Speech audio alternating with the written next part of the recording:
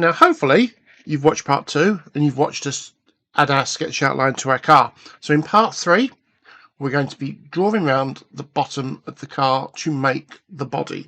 Now, I'm going to do this in stages. Like we said before, lots of short little steps, 3 or 4 5-minute maximum videos to help you work your way through how to design the car. So we've got our sketch on there. What we need to do is press sketch again, and that's the left click, so it should come up red now. And I'm going to call this lower body. It'll become clear why we're doing lower body in a while. And I'm going to press the N key. Oops, sketch plane is front, I haven't selected that. And press the N key. And I'll use my scroll wheel to zoom in.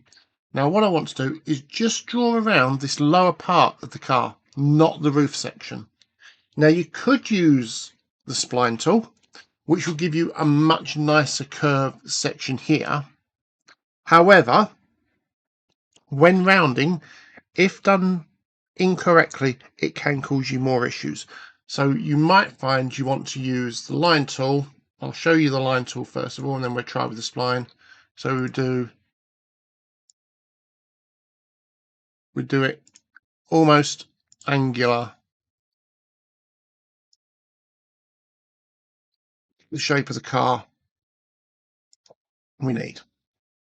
So that would be doing it angular, and then we'd round that individually. I'm just going to press undo. It's probably taken more effect there now. Or you can use the spline tool. Now, a word of caution when using this. It will give you a much nicer curve that we're looking for there. What I suggest you do is when you finish it, and I'm going to ignore the spoiler part at the bottom here, is just make sure you get a straight edge on the end there. And you can see it's gone black in some places, but not everywhere. So I'm going to use the same tool I did before, draw around the whole thing, and press the fix. And that gives us, if I just right click it, the base for the car. So we press the tick. I'm just going to take the N off of lower body. Don't know if I've got an N on there. And then we press extrude. And we're going to click lower body. And we're going to drag it out. Now, normally I drag it to the same distance as the edge there. Now, you can try putting in a number. It's probably 27.5 if I remember. And we can press the tick. And you'll notice the whole thing goes there. Now, that's fine. There's a couple of little things we need to do first. I'm going to press extrude and click on this surface. Click the arrow below and press remove. So we've taken that bottom bit out.